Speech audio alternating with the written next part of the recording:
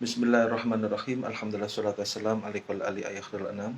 Rabbul karim wa anta khuluqin nadi fasyarana indal karim amma ba'du. Teman-teman mahasiswa hukum pidana yang hadir pada siang hari ini yang saya hormati, alhamdulillah kita masih diberi kesehatan untuk bisa berdiskusi pada siang hari ini mengenai tentang politik hukum pidana dalam sistem hukum nasional. Kalau pertemuan kemarin kita bicara mengenai revisi RUU KUHP, sebenarnya rencana hari ini saya mau mendiskusikan mengenai tentang revisi Undang-Undang Kejaksaan sama revisi Undang-Undang ITE dan revisi Undang-Undang KPK. Tapi kemudian sebelum saya ke situ, saya mau diskusi dengan teman-teman dulu terlebih tentang materi politik hukum pidana dalam sistem hukum nasional. Ini kan PPT saya kelihatan nih kan? Kelihatan PPT saya? Kelihatan ya, bentar ya. Ada masuk lagi.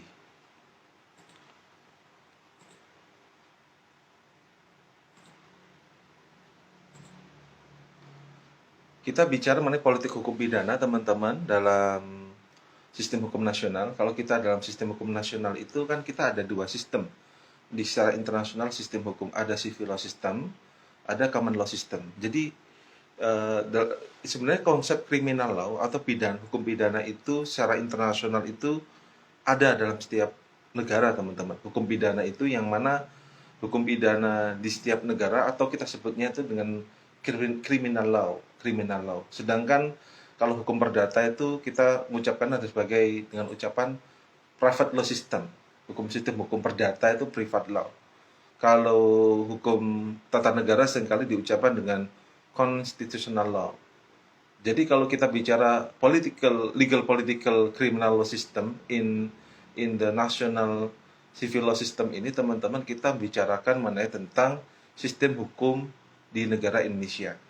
Karena negara Indonesia itu pernah dikuasai oleh Belanda, maka kemudian kita menggunakan sistem civil law system yang mana itu berpatokan pada apa dari hasil undang-undang itu yang wajib dilaksanakan, teman-teman. Hal itu berbeda kalau kita bicara mengenai tentang common law system. Kalau common law system itu berbedaannya, teman-teman, yakni bukan berpatokan pada undang-undang, tetapi common law system berpatokan pada penemuan hukum oleh hakim, karena ada anggapan bahwasanya judge made law, hakim itu sebagai penemu undang-undang, penemu hukum itu adalah hakim, karena ada perubahan zaman itu, teman-teman. Indonesia pernah dikuasai oleh Belanda, yang mana Belanda itu sebelumnya kan kita ada namanya hukum Romawi. Hukum Romawi itu kemudian teman-teman disalurkan ke Prancis. Dengan ada revolusi Prancis, digunakanlah sistem hukum Romawi itu dengan sebutan sebagai Kode Napoleon. Kode Napoleon dari Prancis itu dia bisa menguasai Belanda. Kemudian hukum dari Prancis itu kemudian diadopsi di Belanda, kemudian Belanda juga menguasai Indonesia, maka sistem jajahan Belanda, Hindia Belanda, yang Indonesia, India juga menggunakan sistem hukum civil law system ini, teman-teman. Jadi civil law system itu berpatokan kepada hukum yang tertulis. Hukum yang tertulis itu yang ditaati oleh masyarakat, teman-teman. Kalau kita bicara hukum yang tertulis di masyarakat, maka kita bicara fakta hukum, teman-teman semua, mengenai politik hukum pidana dalam sistem hukum nasional. Apa itu? Secara de facto dan secara de jure. Kalau kita bicara de facto, Indonesia adalah suatu negara yang memiliki keragaman penduduk dengan beragam latar belakang sosial budaya. Kita dari Sabang sampai Merauke, teman-teman, Rizky, Vina, dari Sabang sampai Merauke kita memiliki perbedaan. Kita memiliki bahasa yang berbeda, kita memiliki hukum yang berbeda-beda. Hukum adat, kan kita itu ada namanya, ada 3 hukum besar di Indonesia. Ada hukum adat dengan sebutan adat rah, kemudian ada hukum Islam atau kita sebut dengan Islamic rah, kemudian hukum positif, hukum yang berlaku di negara Indonesia itu adalah hukum positif, teman-teman. Kalau kita lihat fakta sosiologis, secara de facto kita berbeda-beda. Dari Sabang sampai Merauke kita berbeda-beda, teman-teman, berbeda bahasa, berbeda suku. Antar suku, hukum adat satu dengan hukum adat yang lain itu juga berbeda-beda, teman-teman. Maka kemudian dari keragaman itulah secara de facto perlu yang kita angkat, yakni adalah konsep Bhinneka Tunggal Ika, itu penyatuan secara politik. Karena kita Bhinneka Tunggal Ika, berbeda-beda tapi tetap satu jua, Vina. Maka perlu tuh will politik untuk mengikat masyarakat yang beragam, beraneka ragam itu dalam satu kesatuan tanah air, yakni Indonesia secara politik. Digunakanlah kemudian hukum positif, bukan hukum adat, juga bukan hukum Islam. Karena kenapa? Kita bermacam-macam. Ada 6 agama, beribu-ribu pulau. Secara demokratis, teman-teman, kita itu termasuk negara kepulauan demokratis terbesar di dunia. Coba kita bandingkan dengan negara demokratis di India. India itu negara demokratis, iya. Terbesar, iya. Tetapi dia bukan, mereka itu satu pulau di India itu, satu pulau. Satu pulau, satu kontinen. Yang mana mereka memiliki bahasa yang sama, Nurul Anwar. Mereka memiliki, wajah kulit yang mirip-mirip gitu. Satu pulau. Amerika Serikat, apakah Amerika Serikat negara kepulauan demokratis? Pulaunya cuma Pulau Hawaii dan Alaska di Amerika Serikat. Praktis di Amerika Serikat itu, teman-teman, itu adalah satu kontinen. Satu pulau di Amerika Serikat itu. Jadi negara kepulauan lain coba Tiongkok apa negara demokratis? Pahamnya sosialis, tapi sosialis. Tapi terbesar iya, tapi dia menggunakan paham sosialis terbuka. Sedangkan Indonesia, negara kepulauan demokratis terbesar. Kita Indonesia itu gampang terpecah. Gampang terpecah secara historis ya. Kita berbeda bahasa. Bahasa itu termasuk persepsi, teman-teman. Kita kalau teman-teman punya pasangan, beda komunikasi, bisa miskomunikasi, bertengkar, beda pemahaman. Apalagi negara Indonesia yang memiliki dari Sabang sampai Merauke memiliki ribuan pulau dengan suku yang berbeda, kulit yang berbeda, kemudian pemahaman yang berbeda, agama berbeda, kepercayaan berbeda, secara de facto kita berbeda-beda. Tetapi will politik itu kemudian menggunakan penyatuan politik tadi itu agar, kenapa teman-teman? Agar bisa disatukan dengan menggunakan politik yang ada di Indonesia, yakni politik hukum pidana di sini. Kemudian teman-teman, secara de jure gitu. Ada de facto, ada de jure, teman-teman. Secara de jure, teman-teman, keragaman sosial budaya juga disertai dengan keragaman hukum adat. Hukum adat kita beragam. Maksudnya hukum adat beragam bagaimana? Hukum adat Jawa. Jawa itu Jawa Timur, ya, Jawa Timuran. Kemudian Jawa yang Ngoko sama Jawa Kromo Inggil itu berbeda. Madura di Jember sama Madura yang ada di Pulau Madura itu bahasa juga berbeda-beda dan hukumnya juga berbeda, teman-teman. Hukum yang dipakai juga berbeda. Maka kemudian hukum adat dan kebiasaan. Apa adat itu? Dalam konsep usul fikih, al-adatu muhakkamat. Kebiasaannya berulang-ulang, Ratna, Rizky, itu bisa menjadi hukum, teman-teman. Al-adatu muhakkamat. Kebiasaan yang berulang-ulang itu bisa menjadi hukum, teman-teman. Oke, bentar. Teman-teman, suara saya jelas kah? Robi, ini kan? Bisa didengar suara saya? Bisa ya, teman? Oke, makasih. Saya lanjut ya, saya presentasi dulu, teman-teman ya. Secara jujur, keragaman sosial budaya kita adatnya berbeda. Kebiasaan, jadi dalam konsep usul fikih itu al-adatu muhakkamah. Sesuatu yang dilakukan berulang-ulang itu bisa menjadi hukum. Tapi kemudian dalam pikiran Belanda itu ada disebut dengan adat reh, kayak adat Jawa Bali, adat Papua, adat Bali, Nusa Tenggara itu berbeda-beda. Kalau di NTB itu, di Nusa Tenggara itu, Nur Anwar kalau mau nikahi gadis Lombok ya, Anwar itu kalau mau nikahi gadis Lombok itu harus harus menculik dulu. Harus menculik. Karena diomong menculik itu berarti dia berani untuk menikahi anak perempuan tadi. Suku Sasak itu ada budaya kalau dia mau menikahi seseorang anak perempuan sana itu harus menculik dan ada biayanya, istilahnya beli. Kalau S1 itu saya dapat perempuan SD suku Sasak Lombok itu biayanya 20 juta lulusan SMA, lulusan S1 25 juta, lulusan S2 S3 itu sampai 50 juta hingga 100 juta. Itu istilahnya beli, teman-teman. Kayak kita itu kayak apa ya? Mahar perkawinan, mahar pernikahan. Maka Kalau kita lihat de jure ini, keragaman sosial budaya kita yang memiliki adat berbeda, hukum yang berbeda, kebiasaan berbeda, yang mana teman-teman di sebagian masyarakat Indonesia itu hukum adat dan kebiasaan tersebut masih hidup dan berkembang hingga saat ini teman-teman. Baik Papua, Dayak, apalagi Baduy. Ingat loh, Pak, Dayak itu bukan agama Hindu Parahyangan. Mereka agamanya apa? Kepercayaan, teman-teman. Kepercayaan, animisme, dinamisme. Suku Samin, Baduy gitu loh. Jadi Indonesia itu beragam-ragam dan kemudian secara de facto kita itu memiliki sosial keragaman yang berbeda-beda dari Sabang sampai Merauke. Secara de jure teman-teman, kita memiliki hukum adat dan kebiasaan yang bermacam-macam di Indonesia. Maka kalau itu tidak bisa disatukan dalam politik hukum, maka yang muncul kemudian adalah perpecahan teman-teman. Itu adalah fakta sosiologis Indonesia dengan adanya perbedaan tadi, teman-teman. Kemudian, Indonesia adalah negara dengan penduduk yang mayoritas beragama Islam, tetapi yang kita sepakati, teman-teman, kita bukan negara agama, tapi kita adalah negara yang memiliki agama. Kita bukan negara agama, tetapi kita negara yang beragama. Maksudnya apa teman-teman? Walaupun kita ada mayoritas penduduk negara Indonesia itu menganut agama Islam, tetapi hukum Islam tidak dijadikan sendi dan dasar hukum dalam tata kehidupan masyarakat secara keseluruhan.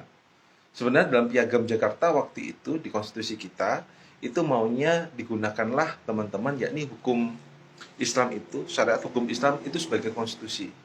Tapi ada masukan bahwasanya yang merdeka itu, yang kemerdekaan tidak hanya warga negara yang beragama Islam, tapi ada juga warga negara beragama Kristen, Hindu, Buddha, yang mana mereka termasuk warga negara Indonesia. Apalagi ada warga pendatang dari India, dari Eropa, dari apalagi teman-teman dari Tiongkok kan itu ada. Maka kemudian bukan agama Islam dijadikan pedoman dalam konstitusi, maka kemudian digunakanlah hukum positif itu, yakni bukan yang berasaskan Islam, tapi gunakan hukum positif.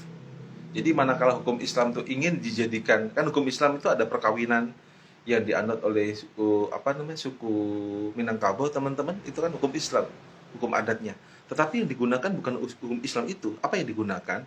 Yang digunakan hukum Islam itu harus dijadikan hukum positif dulu. Secara politik hukum adat itu manakala ingin diterapkan menjadi hukum positif harus masuk program legislasi nasional, baru itu terapkan.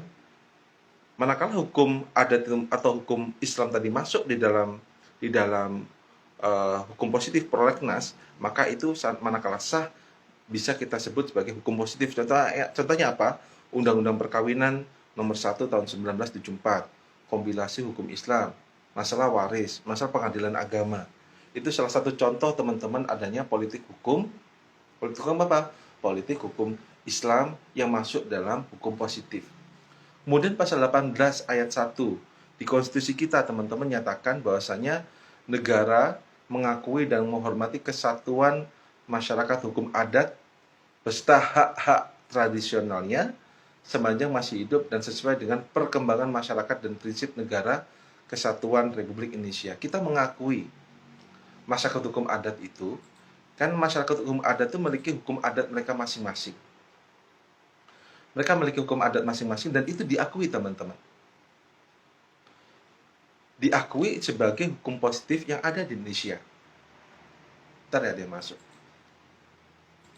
Wakaf, betul sekali Endang. Itu salah satu contoh yang mana di Undang-Undang Wakaf kemarin yang ramai itu juga itu digunakan fondasinya itu adalah hukum Islam di sini. Tapi dalam politik hukum Islam itu logikanya, dalam politik hukum Islam itu logikanya itu bukan bukan pemaksaan, bukan. Tapi politik hukum Islam itu dari will politik bagaimana hukum Islam tadi itu masuk dalam program legislasi nasional seperti wakaf, kompilasi hukum Islam, seperti undang-undang perkawinan itu teman-teman yang direvisi Undang-Undang 15 tahun 2019, yang mana kalau di Undang-Undang perkawinan itu usia perempuan Endang mungkin nikah kalau sebelum ada perubahan ini usia 16 tahun Endang sudah boleh nikah. Tapi karena ada perubahan, perempuan yang nikah hari ini usia minimal laki-laki dan perempuan adalah 19 tahun. Karena faktanya orang menikah dengan muda itu adalah berdampak pada kasus perceraian yang meningkat. Oke, lanjut teman-teman. Jadi di pasal 18 ayat 1 ini di konstitusi kita itu mengakui dan menghormati kesatuan masyarakat hukum adat, teman-teman. Diakui.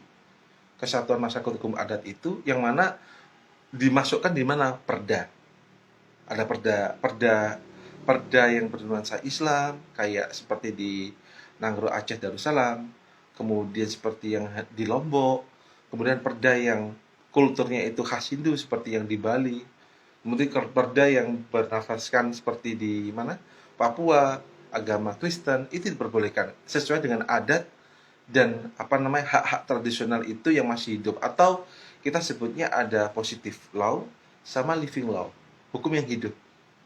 Living law itu diakui di negara Indonesia, teman-teman. Living law, hukum yang hidup itu diakui di Indonesia, Senyampang itu masih ada di tengah-tengah masyarakat. Living law system.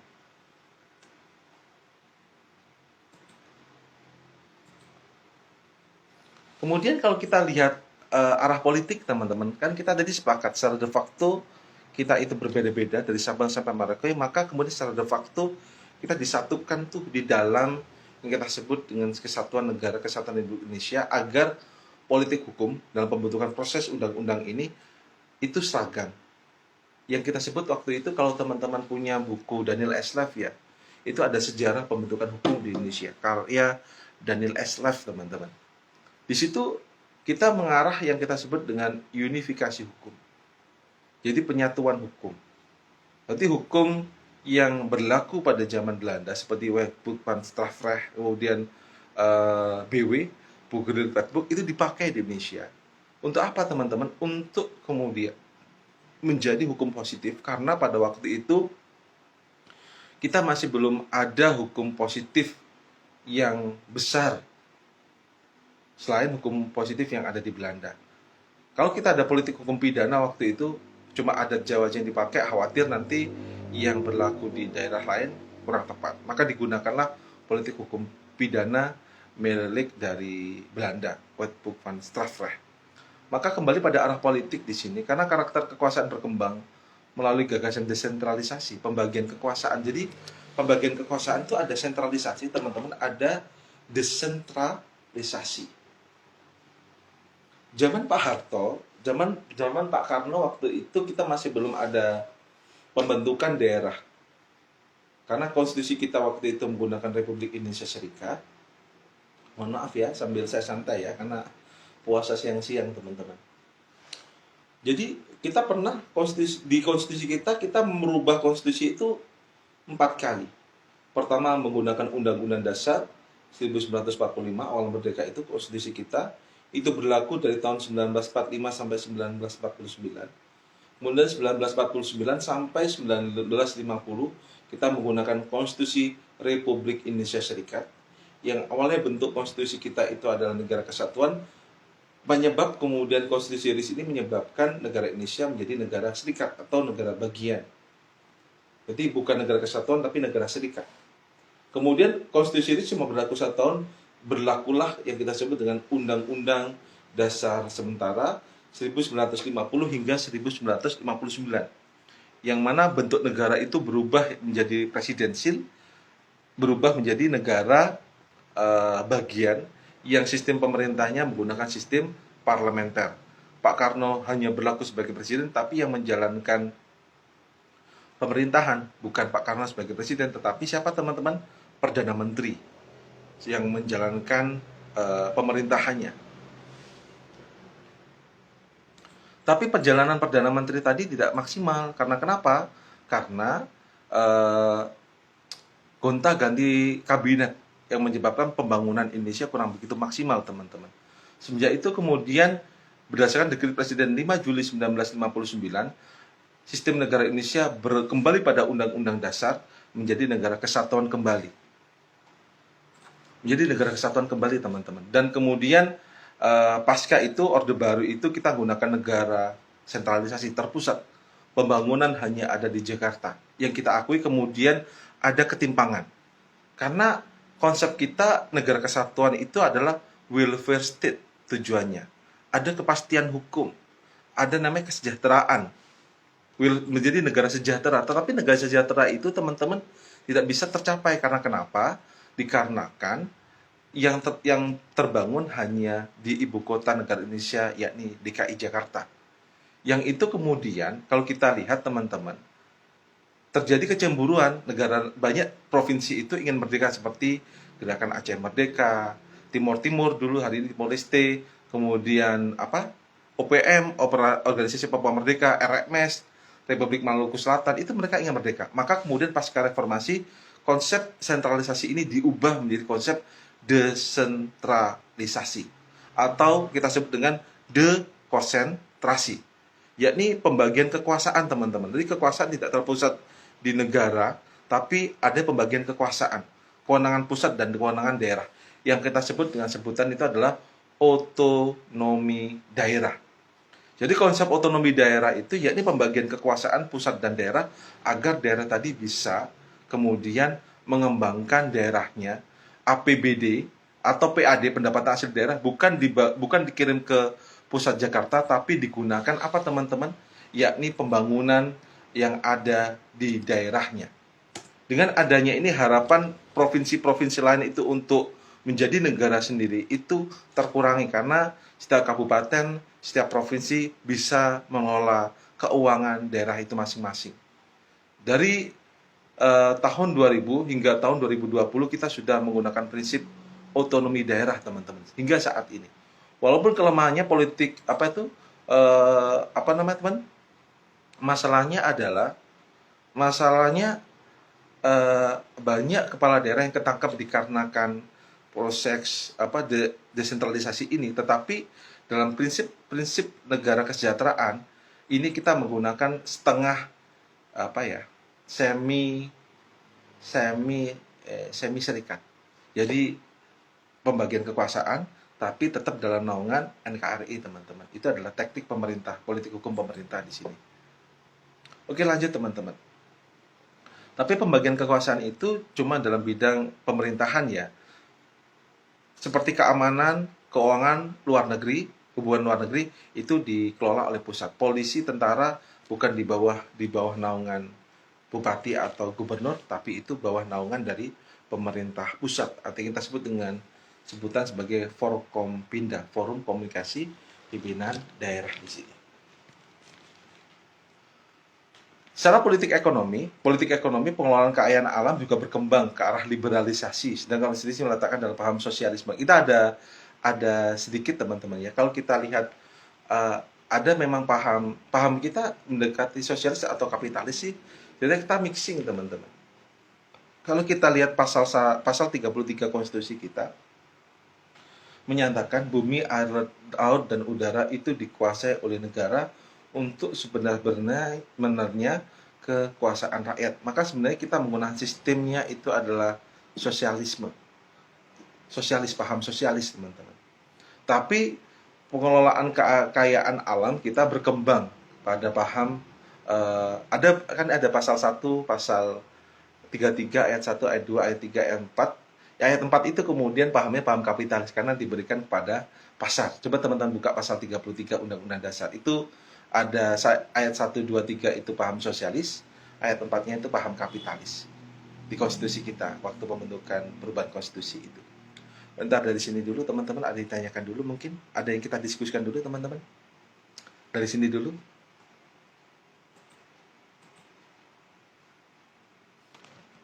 Ada yang ingin diskusikan dulu? Kalau nggak ada, saya lanjut ya.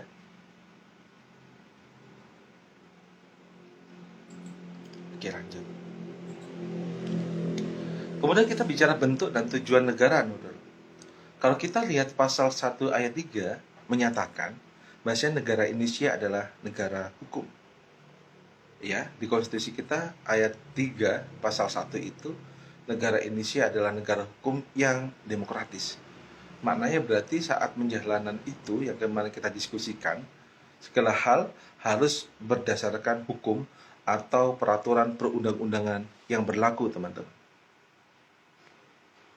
Karena tujuannya apa? Untuk memajukan kesejahteraan umum, mencerdaskan kehidupan bangsa. Maka bentuknya negara hukum yang demokratis, tapi kemudian tujuan negara adalah untuk sebagai welfare state, negara kesejahteraan, memajukan kesejahteraan umum dan mencerdaskan kehidupan bangsa. Tujuan negara kita, teman-teman.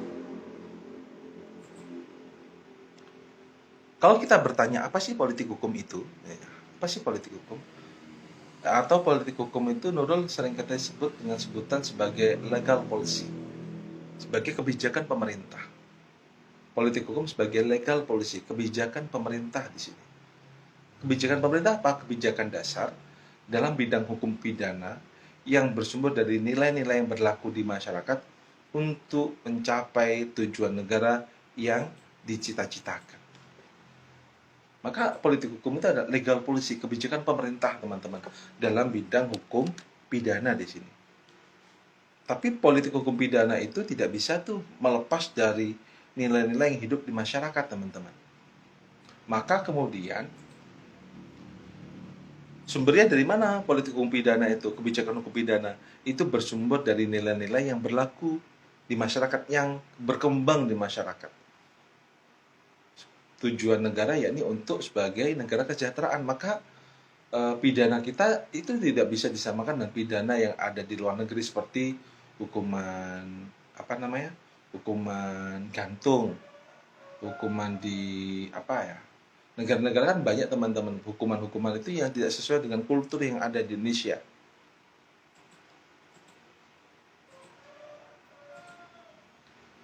Maka kebijakan politik hukum itu adalah kebijakan dasar dalam hukum pidana, yang mana intinya, teman-teman, adalah bersumbernya itu dari nilai-nilai yang hidup di masyarakat. Baik itu hukum Islam, adat, ataupun hukum positif yang berkembang di masyarakat. Maka kalau kita bicara criminal law itu, atau hukum pidana, atau political criminal law itu, setiap negara berbeda-beda. Mengapa kok berbeda? Karena sejarah negara itu juga berbeda-beda, teman-teman. Sejarah negara itu berbeda-beda, menyebabkan hukum pidana pun juga, Windy, Robi, itu juga berbeda-beda di sini. Maka kita bicara mengenai tentang konfigurasi politik, teman-teman. Konfigurasi politik, ada politik yang itu saling mempengaruhi satu sama lain. Bentar ya. Apa lebar? Nanti ada. Betul, Abe, Tante. Oh, lama nanti ada ikon dalam ini aku. Ada konfigurasi politik ya, di apakah politik dan hukum saling terkait? Ya. Kalau kita kemarin bilang bahasanya politik itu seperti halnya itu bicara kekuasaan, kalau hukum kita bicara rule, teman-teman, maka ada variabel yang saya mengaruhi antara politik dan hukum. Variabel politik mempengaruhi hukum, dependent variabelnya, hukum pun mempengaruhi politik juga. Maka politik hukum saling terkait, teman-teman, karena ada dependent variabel, yang mana variabel yang saling mempengaruhi di sini. Kalau kita ibaratkan politik hukum itu, politik itu ibaratnya itu adalah lokomotif kereta api, sedangkan hukumnya itu rel. Hukumnya itu ada rel. Maka kemudian politik tadi itu harus sesuai dengan rel aturan hukum yang sudah disepakati. Tidak asal serampangan, teman-teman, dalam politik itu. Karena politik hukum itu ada variabel yang saling mengaruhi antara politik dan hukum. Kalau kita ibaratkan sekali lagi, bahasanya politik itu adalah lokomotifnya, sedangkan hukum itu ada relnya. Maka penjalanan politik itu harus sesuai dengan rel atau aturan hukum yang sudah disepakati, teman-teman. Yang sudah disepakati. Maka konsepnya kemudian berkembang, teman-teman, dalam politik hukum tadi itu. Karena menyatakan ruskopon hukum itu sebagai tools, hukum itu sebagai alat, sebagai instrumen. Kan banyak versi ya, ada hukum sebagai alat, hukum itu sebagai hukum itu sebagai panglima, gitu kan. Law as tool for social engineering. Hukum sebagai alat untuk rekayasa sosial. Maka politik mempengaruhi hukum, hukum juga mempengaruhi politik. Karena kenapa? Politik itu, partai politik kemudian menerbitkan aturan hukum yang sudah disepakati dari legislatif. Hukum tadi kemudian itu tidak hanya berlaku bagi masyarakat, tapi juga berlaku bagi pembentuk hukum, teman-teman. Karena orang tidak lihat anggota DPR-nya, tapi lihat dari DPR-nya. Manakala itu disah menjadi undang-undang yang disahkan oleh DPR, Maka hal tersebut tadi itu teman-teman menjadi yang sudah disepakati oleh masyarakat. Apa sih pembentukan hukum itu gitu kan? Konfigurasi kekuatan politik yang ada di parlemen, ya parlemen itu apa? Legislatif dan atau kelompok vested interest, kelompok yang tertarik dengan adanya isu hukum yang lagi ramai bicarakan akan berpengaruh dan mempengaruhi karakter produk hukum yang dihasilkan parlemen tersebut. Contohnya RUU anti pornografi, pembuatan rancangan undang-undang anti pornografi kan yang bergerak itu adalah golongan aktivis anti pornografi, teman-teman. Terus bagaimana teman-teman yang ada di pantai, di Bali, kemudian di Papua, padahal mereka sehari-hari kehidupan seperti itu di Papua pakai KTK. Bagaimana itu gitu kan? Itu karena ada pembentukan hukum RUU anti pornografi itu dari kekuatan politik, dari parlemen, dan juga dari kelompok-kelompok yang interest terhadap isu-isu hukum terkait, teman-teman. Kemudian ada nilai-nilai yang berkembang di masyarakat.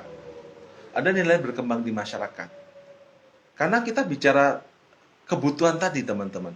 Kita membutuhkan yang kita sebut dengan transitional justice untuk melindungi kepentingan korban dalam bidang RUU anti pornografi tadi ini. Anti pornografi ini, yakni kita untuk melindungi korban. Kemudian adanya pergulatan sistem civil law dan common law system. Kalau common law system kan itu seperti anti pornografi dan juga anti porno aksi tadi itu dibentuk oleh majelis hakim kalau common law system. Sedangkan kita menganut sistem civil law system. Kalau penemuan hakim lama, apalagi kita tahu undang-undang dibuat itu sebagai pengatur masyarakat, alatnya ampuh apa? Undang-undang. Karena manakala RUU sudah menjadi sah menjadi undang-undang, itu ditaati oleh masyarakat, teman-teman. Maka karena kita menggunakan civil law system, maka perlu pembuatan undang-undang itu agar masyarakat mentaati peraturan tadi. Apalagi kita kemudian ada nilai, teman-teman, ada masyarakat adat versus masyarakat digital yang berkembang berbeda. Ada nilai-nilai adat yang berkembang di masyarakat yang itu diakui, tapi juga ada, teman-teman, yakni masyarakat digital yang lihatnya dari mana? Dari informasi terbaru di sini. Maka paham-paham tadi berkembang, teman-teman, sampai sekarang. Seperti paham kebebasan, sekularisme dengan paham religiusitas, religius keagamaan setiap orang itu juga berbeda. Maka itu nilai-nilai yang berkembang di masyarakat yang hari ini masih menjadi pola perdebatan yang tidak kunjung usai di dalam setiap proses pembentukan undang-undang hukum pidana di Indonesia. Seperti revisi RUU KUHP yang kemarin saya share, teman-teman, mungkin teman-teman sudah pelajari tadi, kan itu terjadi perdebatan, teman-teman, yang panjang. Karena perdebatan itu hal yang lumrah dalam sistem demokrasi. Kecuali kalau kita menggunakan sistem sosialis, ya, yang tanpa perdebatan, yang wajib taati, gitu, teman-teman. Oke, dari situ dulu, teman-teman, ada yang kita bisa diskusikan dulu?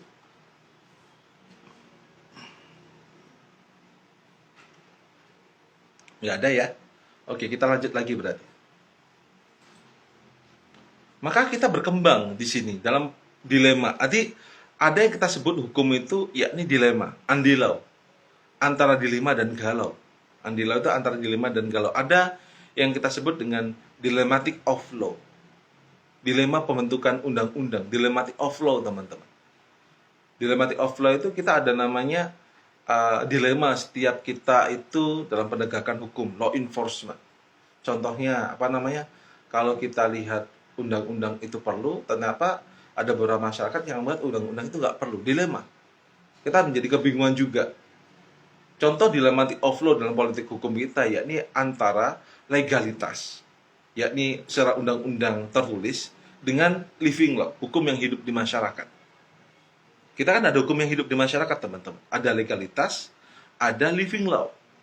Kalau kita lihat pasal 1 ayat 3 di rancangan undang-undang kita hukum pidana kita atau KUHP kita hari ini, menegaskan keberpihakan pada living law, nilai-nilai yang hidup di dalam masyarakat, RUU KUHP, teman-teman, ya. Tetapi di ayat 1 kita, KUHP kita menyatakan bahasanya di KUHP kita yang hari ini ada yang teman-teman pelajari, bahasanya seorang nggak bisa dipidana kalau nggak ada peraturan perundang-undangannya. Orang itu nggak bisa dipidana kalau nggak ada aturan perundang-undangan yang mengatur itu, teman-teman. Maka kita terjadi perbedaan antara living law, hukum yang hidup di masyarakat, sama kemudian yakni orang itu nggak bisa dipidana kalau nggak ada aturannya. Terjadi perbedaan seperti itu. Maka kemudian sepanjang sesuai dengan nilai-nilai Pancasila dan atau prinsip hukum umum yang diakui oleh masyarakat, bangsa-bangsa itu kemudian digunakanlah yang paham, kita sebut dengan paham positivisme hukum. Kenapa ada paham positivisme hukum itu, teman-teman? Pertama yakni tujuannya adalah memberikan kepastian hukum yang pertama. Memberikan kepastian hukum, pahamnya. Selain memberikan kepastian hukum, yakni juga memberikan yang kedua, yakni adalah keadilan. Memberikan keadilan, teman-teman. Di dalam proses persidangan memberikan keadilan. Sedangkan yang terakhir, adanya hukum itu, legalitas itu, yakni memberikan apa? Kemanfaatan. Memberikan kemanfaatan. Undang-undang kalau nggak manfaat untuk apa? Maka terjadi pertentangan antara legalitas dengan living law. Peraturan perundang-undangan yang harus tertulis sama hukum yang hidup yang tidak tertulis di masyarakat. Terjadi dilema, mana yang kuat? Apakah legalitasnya, hukum tertulisnya, atau hukum yang hidup di masyarakatnya, teman-teman? Apalagi kita menganut civil law system di sini, ya. Ini adalah hukum harus tertulis, tapi di RUU KUHP kita living law system itu menjadi poin yang ditegaskan agar hukum itu berpihak pada hukum yang hidup di masyarakat gitu. Terjadi dualisme pemikiran di sini. Tapi saat ini kita menganut asas legalitas, teman-teman. Walaupun meskipun living law itu hukum yang hidup juga diakui keberadaannya. Konvensi atau kebiasaan itu dalam tata negara itu juga diakui di tengah-tengah masyarakat Indonesia, teman-teman. Oke, dari sini dulu teman-teman, dari tanyakan dulu nggak? Silakan. Nama siapa ini? Kita belum kenalan juga. Mas Anwar, silakan. Bentar. Mas Anwar, Mas Anwar rumahnya mana? Oh, Silo, Jember. Monggo Mas Anwar.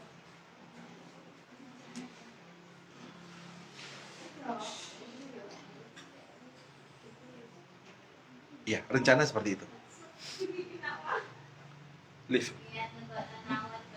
Iya. Living law, hukum yang hidup. Ya, makasih Mas Anwar. Sebenarnya dilematik ya. Di RUU KUHP kita menekankan hukum yang hidup di masyarakat. Sedangkan KUHP lama kita menggunakan orang nggak bisa pidana, nggak bisa dipidana kalau nggak ada aturannya gitu. Jadi ada dua pemikiran berbeda. Kalau rencana RUU KUHP kita hukum yang hidup, kebiasaan yang hidup tadi itu diakui di Indonesia. Sedangkan di KUHP lama kita berpatokan pada yang kita sebut dengan tidak ada seseorang itu dipidana seasas legalitas tanpa ada peraturan perundang-undangan. Walaupun kita banyak versi, enaknya itu dengan ada living law itu, dengan ada living law tadi itu, seseorang itu nggak berpatokan pada undang-undang yang tertulis, tapi berkembang dengan hukum yang hidup di tengah-tengah masyarakat. Tapi kelemahan juga, kalau seumpama kita mengedepankan living law, kelemahannya, kerugiannya adalah kepastian hukum semakin tidak bisa dipastikan, tidak bisa memberikan kepastian hukum. Karena setiap hakim, kalau berpatokan dengan living law system ini, living law ini, hukum yang hidup, hakim satu sama hakim yang lain bisa-bisa berbeda menafsiri dalam setiap kasus pidana. Itu dilematiknya di situ, antara asas legalitas dengan living law ini. Kalau nggak ada peraturan tertulis, gimana kita memberikan kepastian hukum? Bisa jadi orang yang mencuri di Jawa sama mencuri di Kalimantan hukumnya beda. Kenapa? Karena hukum yang hidup di masyarakat sana sama masyarakat Jawa itu berbeda. Itu yang Nurul Anwar, perbedaan yang terjadi. Tapi senyampang RUU KUHP itu belum disahkan, itu adalah perdebatan pemikiran. Tapi KUHP yang hari berlaku tidak bisa orang dipidana tanpa ada peraturan perundang-undangan. Tanpa ada peraturan perundang-undangan. Seperti itu, teman-teman. Anwar, gitu Anwar? Ada cerita dulu Anwar? Kita lanjut lagi Mas Anwar ya. Maka kemudian kita akan menjadi juga dilema kita antara Kantianisme dengan utilitarianisme, teman-teman. Karena sebagian studi itu menyatakan bahwa rakyat menginginkan hukuman mati tetap diberlakukan tanpa syarat untuk kejahatan tertentu. Dalam pidana kan kita ada 4 hukuman. Ada hukuman denda, ada hukuman penjara, ada hukuman seumur hidup, sama hukuman mati. Yang kita berdebatkan adalah hukuman mati. Kita terjadi perdebatan panjang antara masyarakat satu dengan masyarakat lain tentang hukuman mati. Ada beberapa masyarakat seperti konsep extraordinary crimes, kejahatan manusia luar biasa seperti halnya teroris, narkoba, korupsi sebagai extraordinary crime, kejahatan luar biasa itu yakni diberlakukan hukuman mati tanpa syarat untuk kejahatan tertentu. Tetapi di situ kita terjadi dilematic of law juga, putusan MK yang masih menjustifikasi, mengesahkan adanya hukuman mati, teman-teman. Tetapi kita tahu, kita berkembang yang kita sebut dengan sebutan Human Rights Declaration of Human Rights, deklarasi tentang hak asasi manusia. Kita ada deklarasi hak asasi manusia. Teman-teman, ini sebenarnya HPI 1 sama HPI 2 ya. Kalau saya hitung-hitung masyarakat yang hadir ini mahasiswa harusnya banyak ya, tapi hadir cuma 24 ini. Betul ya? Nurul? Niken kamu HPI 1, HPI 2 kan? Oh, HPI 2. Yang HPI 1 ada nggak? HPI 1 ada nggak? Oh, oke. Wakil nggak apa Nurul. Nurul, Niken sebenarnya itu saya itu sebenarnya ya, ini sebenarnya libur sudah harusnya libur. Kelas lain saya liburkan sebenarnya. Tetapi karena apa ya? Karena teman-teman politik hukum pidana kan jarang lama nggak, saya informasi itu dari Pak Kaprodi itu Gus Wahab, lama nggak kuliah gitu. Maka kemudian saya usahakan untuk ngisi kuliah di teman-teman HPI 1 dan HPI 2 dalam mata kuliah politik hukum pidana. Jadi saya beranggapan kita gunakan diskusi materi sudah saya tadi pagi. Karena kan teman-teman mata kuliah politik hukum pidana kan lama kosong ini. Iya, betul kan? Anwar, Niken.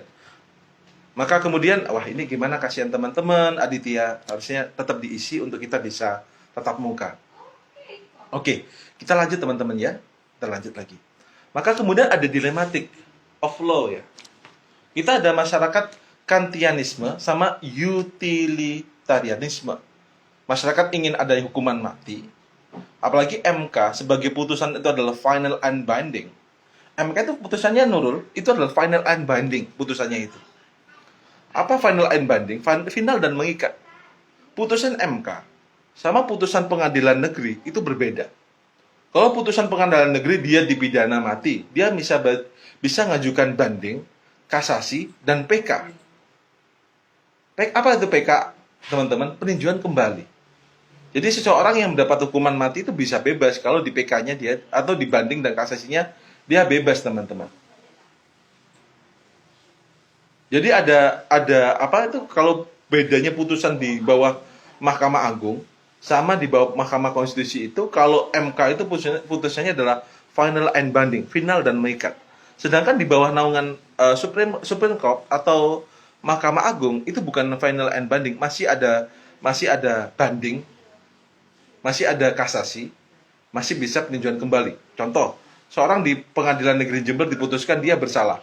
Bisa jadi banding dia diputuskan tidak bersalah. Kemudian jaksa ngajukan kasasi, kemudian jaksa memutuskan, hakim di Mahkamah Agung memutuskan di kasasi itu dia bersalah. Contohnya kasusnya Misbahun. Misbahun itu di Pengadilan Tipikor bersalah, korupsi Bank Senturi, dibanding pengadilan tingkat banding Tipikor dia bersalah, tapi di Mahkamah Agung dia itu dibebaskan. Kasusnya Misbahun, anggota DPR dari PKS, hari ini anggota DPR dari Golkar, dia itu bebas dalam kasus Bank Senturi.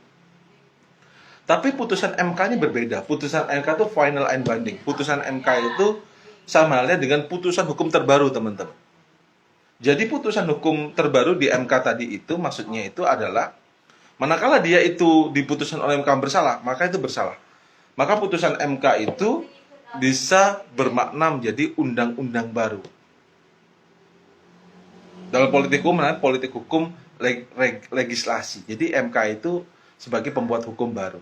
Kembali pada PowerPoint kita, teman-teman. Bahasanya ada kalangan yang menyatakan rakyat inginkan hukuman mati bagi perkara external crimes, seperti kejahatan pembunuhan berencana, kemudian korupsi, narkoba, dan juga teroris.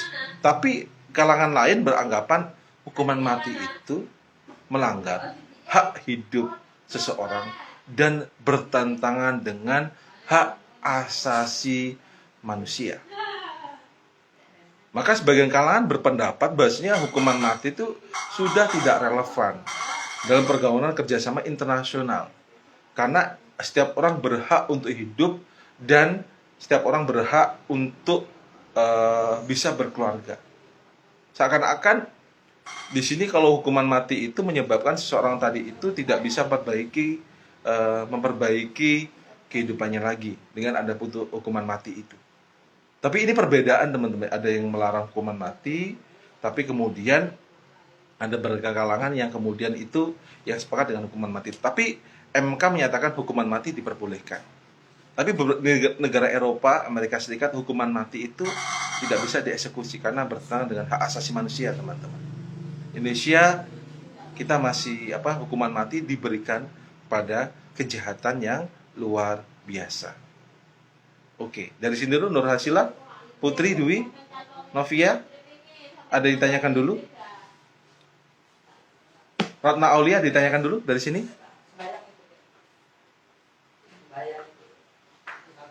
Nggak ada ya? Kalau ada pertanyaan saya lanjut lagi, teman-teman ya. Sofi Anggreni, ada tanyakan dulu Sofi.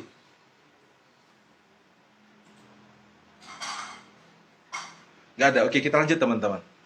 Maka kemudian kita bicara transnational justice di dalam RUU KUHP yang hari ini rame diperbincangkan oleh teman-teman partai politik dan juga teman-teman di Dirjen Pembentukan Undang-Undang.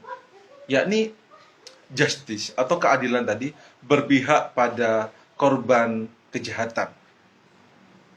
Jadi keadilan itu berpihak pada korban kejahatan, bukan pelaku kejahatan, teman-teman. Dalam RUU KUHP yang hari ini mulai dibangun. Walaupun itu masih perdebatan panjang, masyarakat masih bisa memberikan masukan partisipasi dalam RUU KUHP itu, teman-teman. Kemudian ada perubahan dalam teori absolut menuju teori relativisme. Perubahan dalam absolut tadi itu mutlak gitu. Absolut itu mutlak, tapi kemudian ada relatif, tergantung. Jadi tidak semua dianggap orang salah itu mutlak dia bersalah, tapi ada kemungkinan dalam teori relatif itu agar dia mendapatkan keringanan hukuman. Kemudian di dalam RUU KUHP itu juga berkembang, ada pergerakan teman-teman dari penghukum menjadi orang itu dari penghukum menuju ke reducer, yakni dimasyarakatkan, bukan di penjara, tapi dimasukkan dalam pemasyarakatan gitu. Karena kenapa? Karena kan tujuannya pidana itu kan memberikan efek jera pada teman-teman, bukan memberikan hukuman. Criminal law itu bukan memberikan hukuman, tapi proses di pidana itu yakni memberikan pemasyarakatan agar dia itu manakala kembali pada masyarakat bisa diterima, teman-teman. Maka pembedaan belum sepenuhnya dapat menunjukkan efek deteran, efek jera, dan belum diefektifkan sebagai alat untuk mencegah suatu kejahatan. Intinya kan kita pencegahan. Maka kita berpikir mengapa? Sebenarnya hari ini saya mau diskusi mengenai revisi Undang-Undang KPK sebenarnya. Karena putusan MK kemarin itu pengujian Undang-Undang KPK itu ditolak oleh Mahkamah Konstitusi. Walaupun Hakim MK Dr. Wahiduddin Adams berbeda pendapat tentang hal tersebut. Coba kita bicara mengenai tentang revisi Undang-Undang KPK. KPK banyak melakukan OTT, operasi tangkap tangan. KPK mendapatkan bantuan yang cukup besar di dalam proses pemidanaan, teman-teman. Betul ya, Sofia? Biaya yang dibuat untuk KPK itu cukup besar, triliunan. Tapi mengapa KPK cuma mendapat OTT, operasi tangkap tangan, UV? Kenapa KPK tidak memberikan pencegahan? Karena terpentingnya adalah pencegahan bagaimana orang tidak melakukan korupsi. Orang sekali berorientasi yakni pidana, pidana, pidana. Tetapi kita tahu pidana itu tidak selamanya menyelesaikan masalah. Pidana itu nggak selamanya menyelesaikan masalah. Maka pada dasarnya pidana di RUU KUHP digunakan pidana itu adalah untuk bukan memberikan efek jerah, tapi intinya adalah pencegahan agar orang tersebut tidak melakukan tindak pidana. Di revisi Undang-Undang KUHP dan revisi KPK Undang-Undang 19 tahun 2019 itu, yakni yang ditekankan itu adalah pencegahan tindak pidana korupsi. Berarti dari tahun 2002 sampai 2019 KPK nangkap sedikit kan. Maka kemudian dianggap berarti pencegahannya kurang efektif gitu. Apakah kemudian kalau OTT itu kemudian dianggap berhasil? Kan tidak sebenarnya. Walaupun kita tahu itu extraordinary crime dan itu kemudian di dalam revisi Undang-Undang KPK diperlukan sebenarnya. Walaupun ada yang beranggapan revisi Undang-Undang KPK nggak perlu teman-teman. Tapi itu perbedaan diskusi pemikirannya. Tetapi yang kita rasakan hari ini, yang terpenting dihukum, dipidana, atau dicegah. Kalau orang itu dianggap sukses dalam bidang pidana, sebenarnya orang itu pencegahannya yang semakin meningkat. Bukan kemudian penghukumannya. Karena hari ini, orang dianggap dengan dihukum itu mereka sudah memberikan efek jerah. Tidak tentu juga teman-teman. Kenapa saya bilang tidak tentu juga? Karena orang manakala dipidana hari penjara pun penuh. Maka terpenting ada bagaimana bisa memberikan pencegahan pada dasarnya. Di RUU KUHP ini menjadi poin penting yakni adalah pemidaan hari ini dipikir belum sepenuhnya memberikan efek jerah. Maka kemudian bagaimana dipikirkan itu bisa memberikan teman-teman pencegahan. Dalam politik hukum pidana itu bukan pidana. Ujuk-ujuk orang salah dipenjara, orang salah dipenjara. Tapi bukan itu. Tapi bagaimana orang itu bisa diberikan pemahaman agar dicegah untuk melakukan tindak pidana, teman-teman. Bagaimana pemikiran seperti itu. Oke, dari sini dulu ada yang kita tema untuk bisa diskusi, teman-teman. Ada yang perlu kita diskusikan?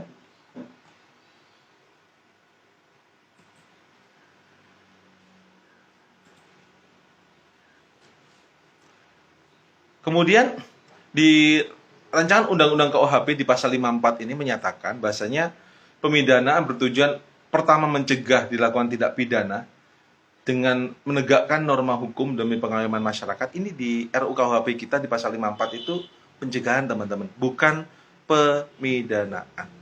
Bukan penjara, tapi pencegahan agar orang tidak melakukan tindak pidana. Bagaimana kita bisa memasyarakatkan manusia? Orang salah bukan dihukum, tapi bagaimana dia bisa kita masyarakatkan manusia tadi agar bisa diterima oleh masyarakat. Cara bagaimana dilakukan pembinaan agar orang tadi itu menjadi orang yang baik dan bisa berguna, teman-teman. Karena seringkali kan kita tahu bahwa orang itu melakukan tindak pidana, dia masuk penjara, dia melakukan tindak pidana lagi. Berarti ada sistem yang salah di proses lembaga pemasyarakatan kita. Maka perlu di lapas. Jadi kalau teman-teman masuk penjara ya, masuk di lapas. Bentar, saya tanya teman-teman, ada pernah masuk lapas gak ini? Farhan? Enggak. Bukan penjara, bukan. Jalan-jalan ke lapas. Berkunjung pernah, Adit ya? Lapas mana? Adit? Lapas Jember, kamu masuk dalam gak? Adit, kamu lapas Jember masuk dalam gak? Oh, gak usah dalam. Ada yang pernah, Adit, kamu lihat gak narapidana perempuan di lapas Jember? Dibedakan, oke. Kemudian tahu pernah masuk sholat di musolanya lapas? Oh, pernah ya. Siapa lagi? Anwar, kamu pernah masuk penjara? Oh sorry, pernah berkunjung ke lapas? Oh, nggak pernah. Ya, oke, nggak pernah. Ada lain nggak teman-teman pernah masuk lapas nggak? Bukan masuk penjara, masuk lapas. Pernah nggak teman-teman yang lain? Karena ini teman-teman hukum pidana kan, teman-teman harus masuk. Biar teman-teman punya cara berpikir berbeda. Endang, kamu pernah masuk lapas enggak?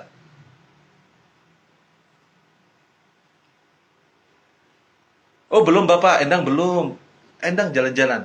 Logika nggak? Logika hukum perlu masuk di sini. Saya tuh, teman-teman ya, lapas kebetulan saya banyak mahasiswa lembaga pemasyarakatan, mahasiswa saya, dan teman-teman saya juga banyak ke lapas juga. Yang saya rasakan, lapas itu bisa menjadi apa, Nurul ya? Menjadi refleksi berpikir kita bahasanya di penjara itu seringkali kita menyebutkan penjara itu sebagai hotel prodeo, makan minum gratis, tetapi satu kamar ada 20 orang, 30 orang. Lapas lapas sel penjara perempuan juga ada. Makan 2 kali sehari gitu kan. Tapi di sini adalah itu proses bagaimana dalam pidana itu bukan memenjarakan, tapi memanusiakan manusia manakala dia kembali tidak melakukan tindak pidana lagi. Coba teman-teman tonton filmnya Shawshank Redemption. Ada film menarik mungkin yang bisa saya rekomendasikan teman-teman untuk ditonton, yakni filmnya di YouTube itu, yakni sebutan Shawshank Redemption, teman-teman. Film Shawshank Redemption ini film bagus, karya saya lupa apa tuh nama pemainnya. Tapi ini cerita bahasanya dia itu seorang yang tidak melakukan tindak pidana, tapi dia dituduh melakukan tindak pidana, dan dia kemudian secara 3 tahun 5 tahun melakukan cara bagaimana bisa keluar dari penjara tadi. Itu cerita asli teman-teman, filmnya Shawshank Redemption ini. Nah, teman-teman bisa tonton. Jadi dalam lapas itu bukan memenjarakan, tapi bagaimana cara memanusiakan manusia. Yang mana sistem dalam pidana itu pemberdayaan, betul enak. Pemberdayaan manusia tadi itu manakala dia lepas dari lapas bisa kemudian bermanfaat bagi masyarakat, pemberdayaan. Walaupun itu nggak mudah. Seringkali orang itu kalau pernah di penjara, wah itu mantan narapidana tuh, gitu. Mantan narapidana itu nggak mudah. Maka sistem itu yang mana sistem pemidanaan, pemberdayaan di dalam lapas itu, di lapas itu Anisatul Hamidah diajari lapas Banyuwangi itu mengirim barang-barang itu untuk ekspor. Endang. Kemudian Endang yang di lapas Jember itu dilatih untuk bisa membuat kerajinan. Lapas Lumajang dilatih untuk membuat batako. Tujuannya mana dia keluarkan, dia sadar, dia masuk lepas dari penjara, pekerjaan susah. Tapi ingat teman-teman, tidak semuanya orang di penjara itu kemudian dia itu 100% bersalah, nggak semua juga gitu. Maksud saya tidak selama 100% bersalah, yang mana dia itu sebenarnya ingin berubah juga, tapi intimidasi masyarakat beranggapan dia itu orang salah. Maka di RUU KUHP itu bagaimana bukan pemenjaraan, tapi memanusiakan manusia agar manakala kembali ke masyarakat bisa diterima dan bisa diperdayakan, teman-teman. Kemudian yakni adalah misalnya konflik yang timbul oleh tindak pidana. Karena untuk apa? Pasti dalam pidana ada timbul konflik yang timbul, teman-teman. Apalagi kita tahu kan pidana itu tools, alat. Dalam perkara, teman-teman tahu nggak? Kemarin saya nangani perkara di Polsek Kencong. Kebetulan Polsek Kencong itu ada saudara itu utang piutang sengon, teman-teman. Utang piutang sengon perjanjian itu 80 juta. Pertama uang 250 juta dibagi 3 orang. Teman saya itu dapat 80 juta. Dia orang baik, teman. Farhan, dia orang baik, Fatimah. Ceritanya dia ditangkap oleh Polsek Kencong, utang 80 juta. Utang 80 juta, dia masuk Polsek Kencong tuh nangis. Karena dia tuh mau kumpul sama anak, tapi dia tuh sudah oleh pelapor itu, dia dipidana dengan unsur penggelapan uang 80 juta. Kira-kira teman-teman. Teman-teman mending bayar uang 80 juta utang. 80 juta utang tadi itu, karena dia nggak bayar selama 1 tahun, apa teman-teman terus menjalani pidana? Mana kira-kira? Yang teman-teman pilih, bayar utang 80 juta, apa teman-teman tetap di Polsek Kencong dan masuk lapas Jember? Pilih yang mana, Aditya?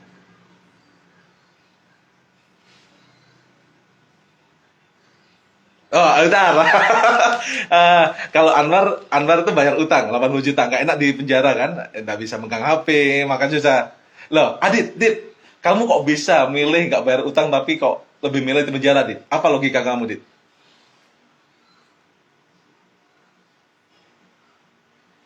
Ya, ceritanya itu ya, Dit ya. Apalagi beban cinta itu kan, beban cinta.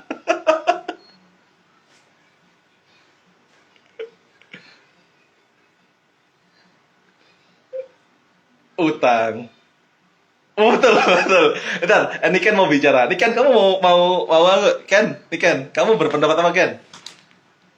Bayar utang, apa masuk penjara Ken?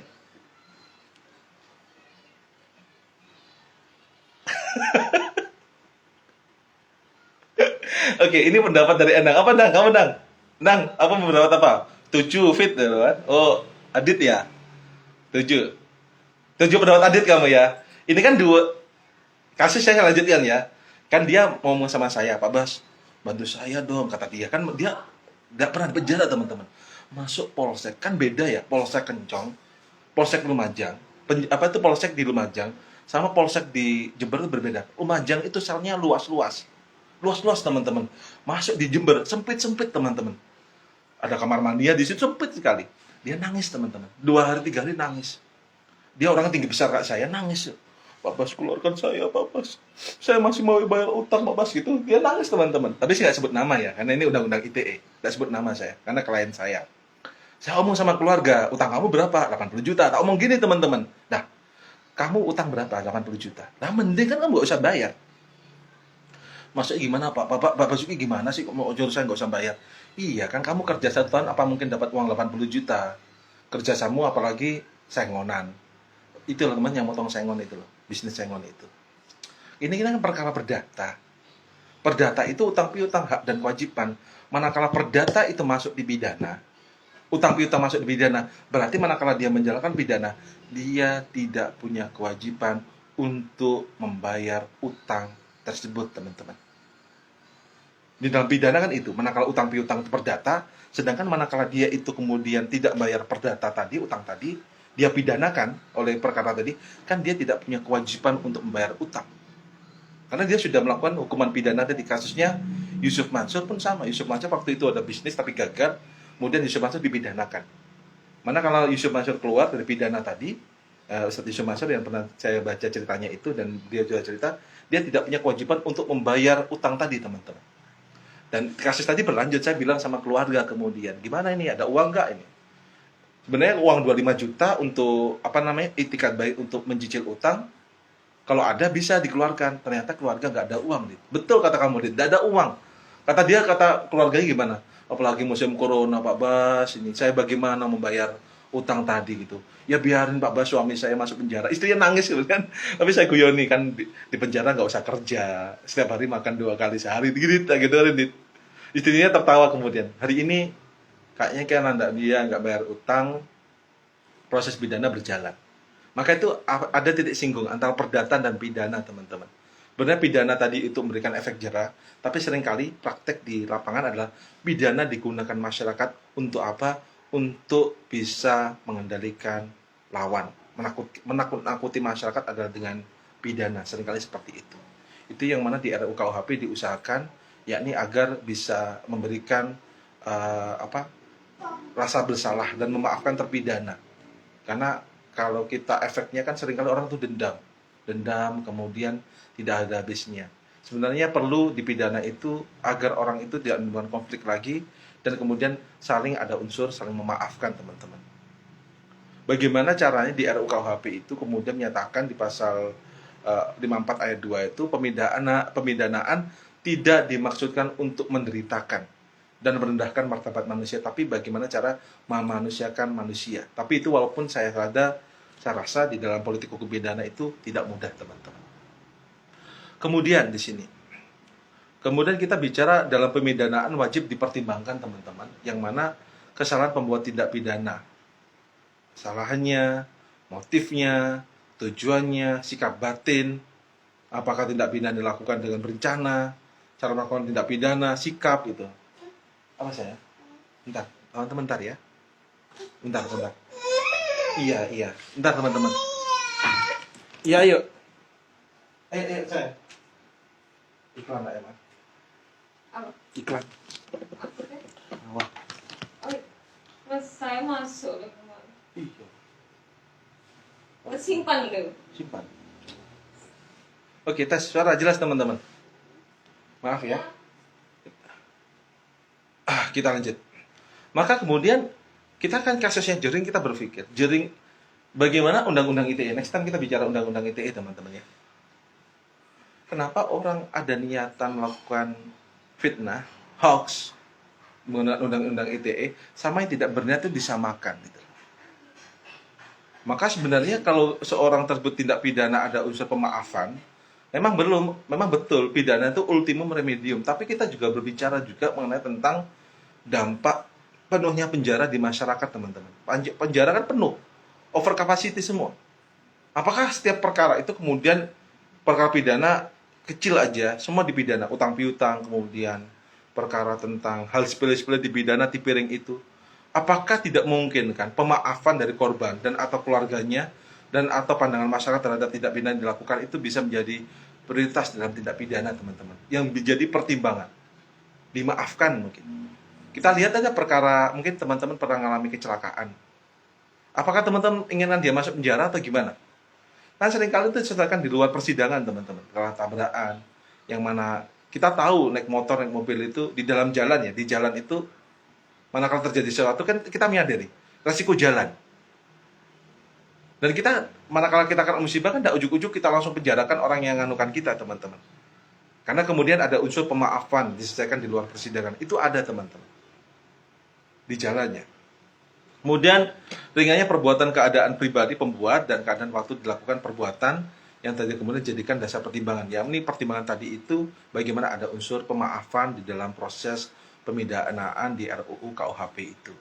Kemudian pasal 58 hari pasal 60 di rancangan undang-undang Kitab Undang-Undang Hukum Pidana yang kemarin kita diskusikan juga, teman-teman. Ya, ini juga suatu tindak pidana diancam dengan pidana pokok secara alternatif, maka penjatuhan pidana pokok lebih ringan harus lebih diutamakan apabila hal itu dipandang telah sesuai dan dapat menunjukkan tercapainya tujuan pemindanaan. Jadi kadang-kadang kita kan korban itu beranggapan wah harus hukuman 20 tahun, 30 tahun. Tapi yang terpenting pidana pokoknya, teman-teman. Harus lebih ringan pidana pokoknya daripada pidana alternatifnya kemudian. Jika pidana penjara dan pidana denda diancamkan secara alternatif, maka tercapainya tujuan pemidanaan, kedua jenis pidana pokok tersebut dapat dijatuhkan secara kumulatif, digabungkan, teman-teman, dengan ketentuan tidak melampaui separuh batas maksimum kedua jenis pidana pokok yang diancamkan tersebut. Itu juga menjadi pilihan di RUU KUHP pasal 60 ini. Agar orang itu nggak lama-lama, teman-teman. Walaupun saya sadar di setiap pidana kita ada remisi. Jadi kalau orang-orang itu tidak pernah dipidana ya, contoh Aditya, maaf Adit, cuma sebagai contoh Adit ya. Sorry Adit, kalau menyinggung perasaan kamu, mohon maaf Adit. Adit kemudian melakukan tidak pidana apalah gitu, tidak pidana apalah. Adit itu kemudian tidak pernah dipenjara. Putusannya hakim di PN Jember, Adit 1 tahun 4 bulan, maka itu 16 bulan. Maka kemudian 1 tahun 4 bulan, teman-teman ya. Berarti 16 bulan, iya kan? 1 tahun 12 bulan. Tambah 4 bulan itu adalah 16 bulan bagi totalnya. Kasusnya waktu itu kasus penadahan. Teman saya kasusnya penadahan. Masuk pengadilan negeri. Istrinya nangis ke rumah, Dit. Saya ngomong sama teman-teman lapas ini, tidak punya uang nih. Pak Bas, di dalam perkara pidana itu orang yang pernah dipidana bisa ngajukan PB, pembebasan bersyarat setengah masa hukuman. Jadi Adit kalau masuk penjara 1 tahun 4 bulan atau 16 bulan, Adit selama 6 bulan di lapas itu, Adit bisa ngajukan pembebasan bersyarat. Kalau Adit bertingkah laku baik, tidak melakukan tindak pidana, juga melakukan kerusuhan juga, Adit bisa 8 bulan, 9 bulan, tidak sampai 18 bulan, itu bisa keluar dari penjara. Contoh kasusnya Ariel. Ariel itu kan 3 tahun ya. Tapi apakah Ariel dihukum 3 tahun? Kan enggak. 2 tahunan Ariel itu. Kasusnya yang rame-rame dulu, teman-teman, itu kan tidak sampai hukuman penuh, tapi setengah masa hukuman karena dia tidak melakukan tindak pidana dan berbuat baik di lapas, dan dia juga mendapatkan remisi lebaran, remisi 17 Agustus, maka hukumannya itu dikurangkan. Sebenarnya dalam proses lapas ini, penjaraan ini, di RUU KUHP juga, bagaimana seorang itu siap untuk keluar dari lapas. Masalahnya yang kita lakukan itu adalah kita rasakan orang keluar dari narapidana, residivis, dia manakala keluar, dia melakukan tindak pidana lagi. Itu yang jadi masalah teman-teman, yang ingin dipecahkan di RUU KUHP ini. Maka saat saya terakhir ini teman-teman, bagaimana tentang peraturan perundang-undangan yang dapat menetapkan politik hukum pidana. Pertama, Majelis Permusyawaratan berwenang untuk menetapkan dan mengubah Undang-Undang Dasar pasal 3. Karena kan yang bisa merubah Undang-Undang Dasar itu, konstitusi kita adalah MPR. Melantik Presiden MPR, memberhentikan Presiden MPR, dan yang mengubah konstitusi kita juga MPR.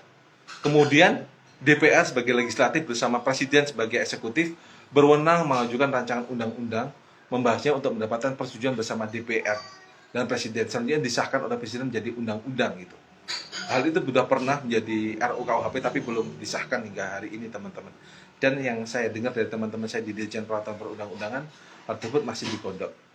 Sampai revisi Undang-Undang ITE, hari ini teman-teman menggodok revisi Undang-Undang Kejaksaan dan revisi tentang KUHP. Kemudian Presiden berwenang untuk menetapkan Perpu, peraturan pemerintah mengganti undang-undang, apabila RUU KUHP tadi itu tidak bisa dilaksanakan. Apa Perpu itu? Peraturan pemerintah mengganti undang-undang itu kedudukan sama dengan undang-undang untuk mengganti undang-undang yang sah. Maka Perpu itu inisiatif dari Presiden karena ada yang kita sebut dengan diskresi atau kebijakan. Diskresi keluar pada saat apa? Pada saat kegentingan yang memaksa Presiden bisa menerbitkan Perpu, peraturan pemerintah pengganti undang-undang di sini, untuk mengganti undang-undang yang sah teman-teman. Yang terakhir adalah pembentukan perda yang sesuai dengan KUHP kita. Itu dulu teman-teman yang bisa saya share, diskusikan dengan teman-teman pada siang hari ini. Mungkin Irfan, Fatima, ada yang kita bisa diskusikan dulu. Adit, saya persilahkan.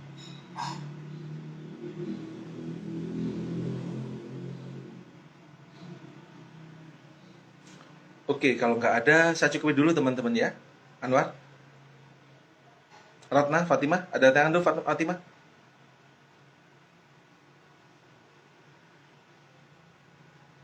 Nggak ada? Anam? Wahid, cukup ya. Yuli, Yufi. Siapa ini? Oh cukup ya, oke. Makasih teman-teman atas kehadirannya. Apa cukup ya? Ada yang tanyakan dulu teman-teman? Wahyu, halo Wahyu. Di rumah Wahyu ini. Oke, kita cukupi dulu teman-teman. Saya usahakan untuk mengganti mata kuliah yang belum keisi.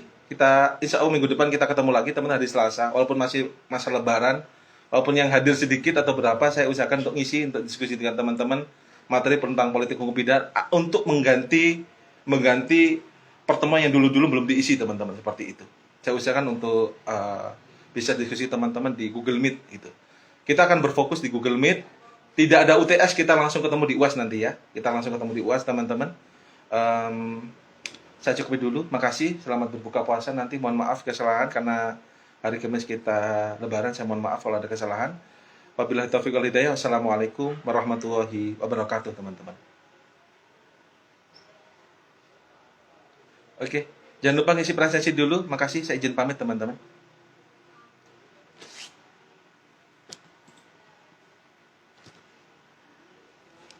Dadah.